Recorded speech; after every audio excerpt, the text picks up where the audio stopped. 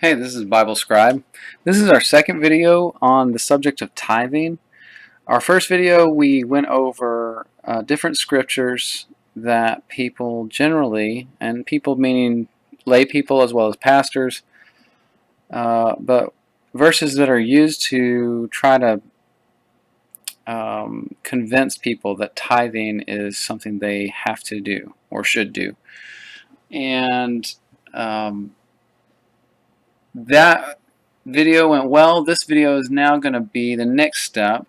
So we're going to now go into scriptures and actually read the verses that do talk about tithing, because in that video we established that many of the verses that people use usually don't really talk about tithing. They talk about greed or giving, or they talk about tithing in the context of the first century Jewish temple, but they don't talk about tithing in its original context. So we're going to do that.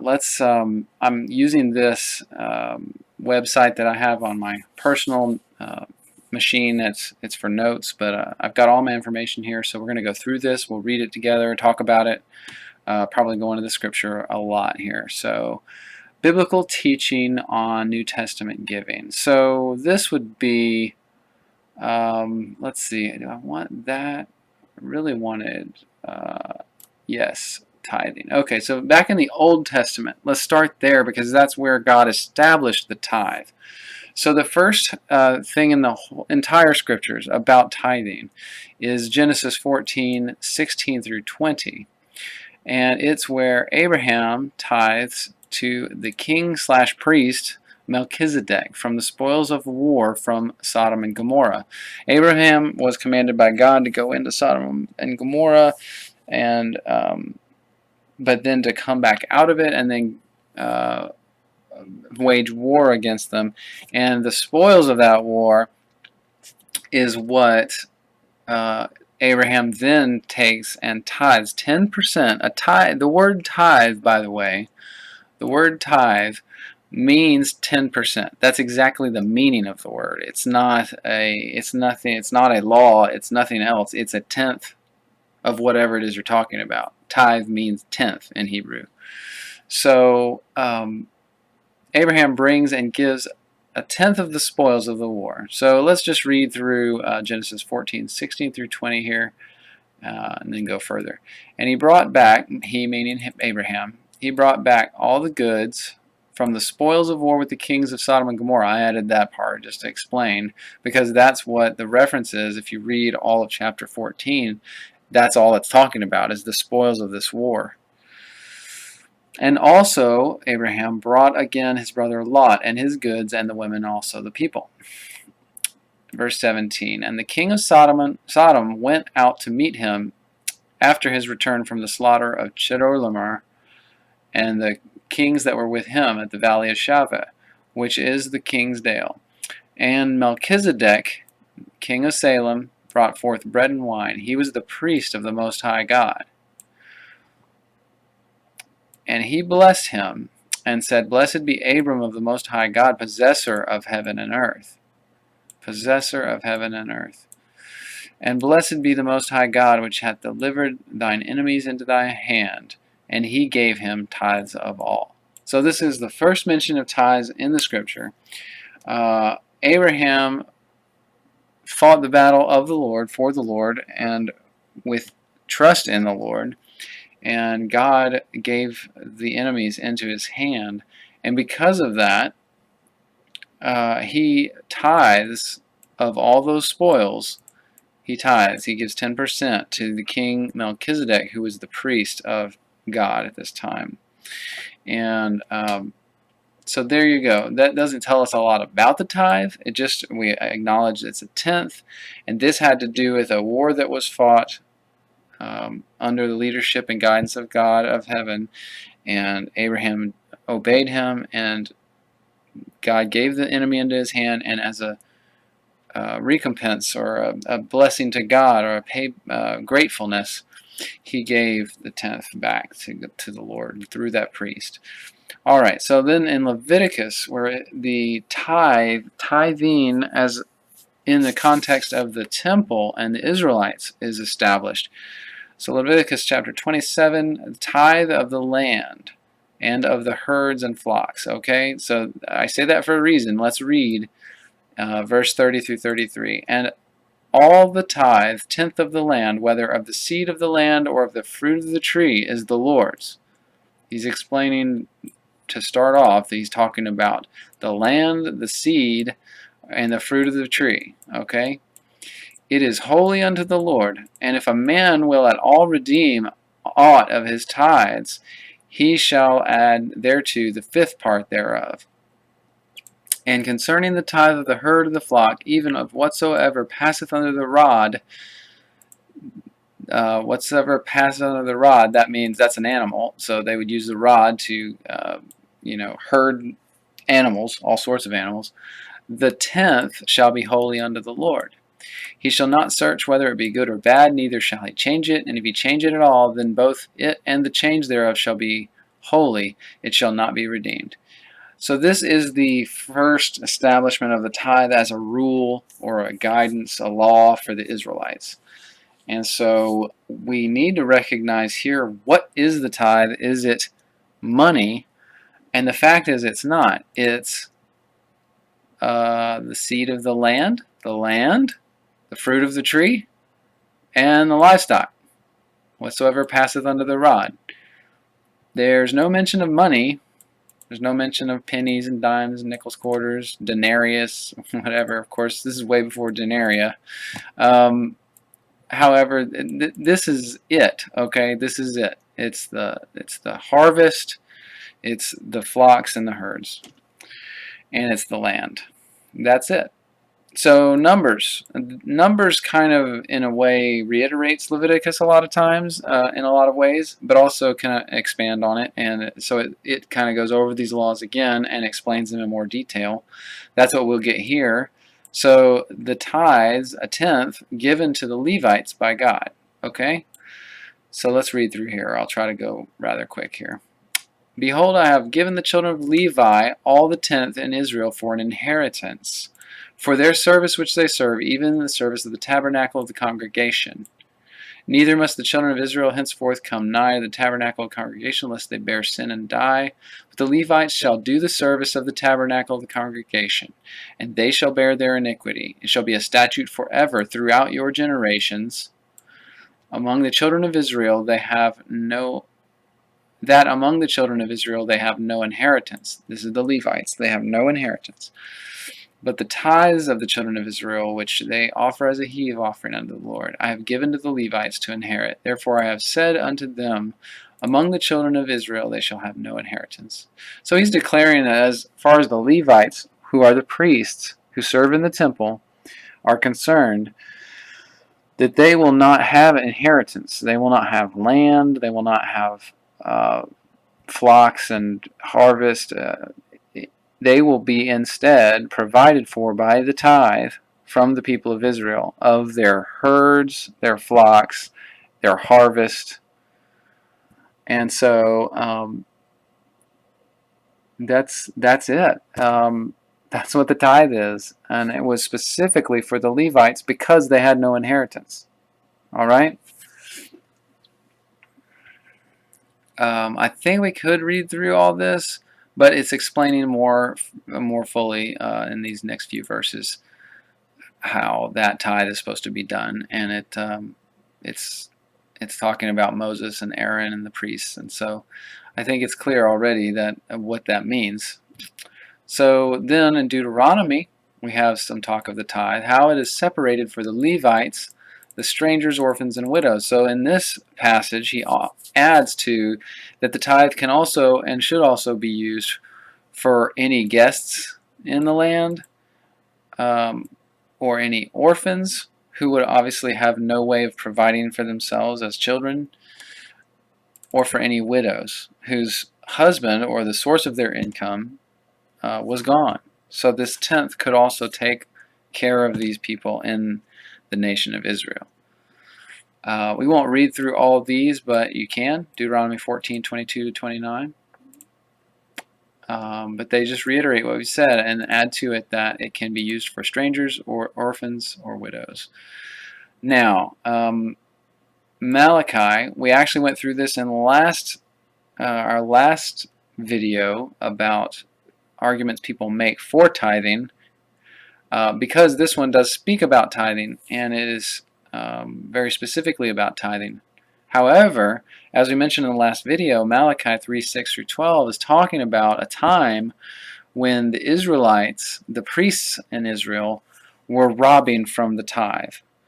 They were taking more than the tithe, and they were defiling the altar, and that's what Malachi is about. It's a declaration of judgment, because the Israelites at that time in 430 BC were defiling his temple by being disobedient with how they were doing the sacrifices and the tithes. So yes, this is about tithing, and it's saying you should not rob God. But who is it talking to? It's not talking to you or me. This is 430 years before Christ, and it's talking to the priests of the temple who were desecrating it. It's very specific. And it does say that he's saying to them, if they would just bring the tithes into the storehouse and stop stealing them before they got to where they were supposed to be, which was in the temple storehouse, that there would be meat in his house. And he says, test me then, because I will then open the windows of heaven and pour out a blessing for you. There will not be enough room to receive it. This is all great, and modern preachers and pastors and teachers will often use this verse to tell you that this is written really to you instead of who it was really written to. That it may have been written to those priests, but it also applies to you, because they want you to tithe. But appropriating every piece of scripture in the Bible to yourself is not the right way to read the scripture or apply it. God talks to certain people at certain times for reasons, and you can't just say that because God, through Moses, told the people they couldn't get near the mountain or touch it or they would die. Does that mean he was talking to us, and if we found that mountain today where they were and we touch it, we're going to die? No, because it wasn't written to us, and that you cannot do that. You can't do that with the scripture. Okay, it is important as to the audience of the part of the scripture that you're reading. Even in the New Testament, we cannot even apply all of the New Testament to ourselves specifically. We have to be very careful about who God was talking to and the intent of the writing. So outside of this context of the Israelite priests, there's still been no command on anyone except the Israelites to tithe. And even then, even in this time of Malachi, when they had kingdoms and kingdoms and kingdoms of kings who ruled with money and had a financial system in place, the tithe was still not money. It was still food. And it mentions that even here. He wants meat in his house, in the house of God, so that he can provide for those that need it. The Levites who don't have an inheritance, the orphans, the widows, and the strangers. So it all comes together when you really read the scriptures and take them at their word, and don't try to make them apply when they don't. Also, in the last video, we mentioned Hebrews 7, and it's because it's sometimes used because it mentions tithing. And of course, people who are trying to use scriptures to explain why you should tithe, they'll find any scripture that mentions it and only show you the parts that make it sound like you should tithe. And I'm going to skip most of this. You should read this, chapter 7 of Hebrews. But what you should do, and as all I'm going to do here now, is skip to this verse 26 and 27. Skip to verse 18 here. Notice that he says there is verily a disannulling of the commandment going before. This statement means that all the stuff it's talking about up here with the tithe is disannulled because of Jesus Christ And people always skip over this. They skip it. They say, "Oh, that doesn't mean that," or they'll explain it away. But it's very simple. That law is disannulled. It's kind of funny, actually, that we want to ignore things we don't like in Scripture, but they're so plain. For the law made nothing perfect, but bringing in a better hope did. Jesus Christ was the hope, and He brought something better than the law. Oh, goodness, it's so funny. And then here in verse 26, 27, and 28. Now, I'll just right here, it talks about, for such a high priest, meaning Jesus, became us, who is holy, harmless, undefiled, and he needs not daily as those priests. Now, remember, we talked about the tithe was a food and a livestock offering for the priests because they had needs that needed to be met while they were serving full time in the temple. But Jesus doesn't need that. He does not need daily. He doesn't need to offer up sacrifice. He was the sacrifice. He says, for the people's sins, he died once. He did sacrifice once. That was it, when he offered himself up, right there. He says here, for the law makes men high priests which have infirmity. In the law, before it was disannulled, as it's talking about, the high priests had infirmities. They were weak. They were human. And they needed the tithe to support them. That's no longer the case, because our priest, our high priest, who is that? It's Jesus Christ. He does not need a tithe anymore because he has no physical needs. And this is exactly what these verses are saying. It's not complicated. It's being very plain here. We just have to read it. And I think that we feel like when we read through this kind of text that it's complicated, but we really just have to take the words and understand them. Just read it clean, pure. If you read all of chapter 7 a few times, and I mean in one sitting, 2 or 3 times, you're going to understand it. I'm just telling you that. But most people pick out a verse, and they read one verse instead of the whole chapter or the whole book. And that kind of is throughout the scriptures. That is the main mentions of tithing. I will also mention before we're done here that other extra biblical texts, if you read writings of the Jews, even modern stuff, when they talk about the tithe, it was never meant for Gentiles. It was never meant for anyone outside of Israel. The tithe, also in the book of Jubilees, if you've read that or know how to get, that's online for free. You can read that, but it is an ancient Jewish book. They think it was written at least 600 years before, and the reason they say that is because the earliest copy they have was close to 600 years BC. But it's been in the Jewish, books, holy books forever. So as long as they know about anything else. So I encourage you to read that, but in the first few chapters of the book of Jubilees, it says, and God gave the tithe to the Israelite nation only, and not to the Gentiles. And so it's like, with all the evidence, all the witness in the ancient writings about, and just the Bible itself, but all the other writings corroborate, the tithe was not for the modern church under Jesus Christ. He is a high priest who needs no tithe.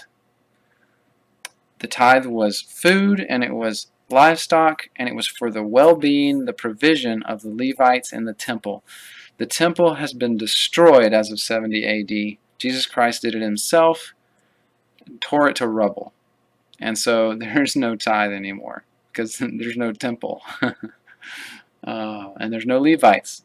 So I hope this is helpful for you. We will probably do more on this. I'm going to do another video or maybe 2.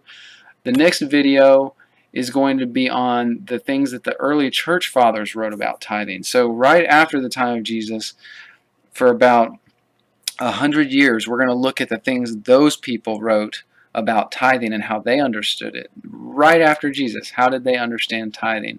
We'll also hit the New Testament writings about tithing there. Actually, because there's none. It's only about giving. And we'll go into that in the next video. So thanks for joining me. It's Bible Scribe.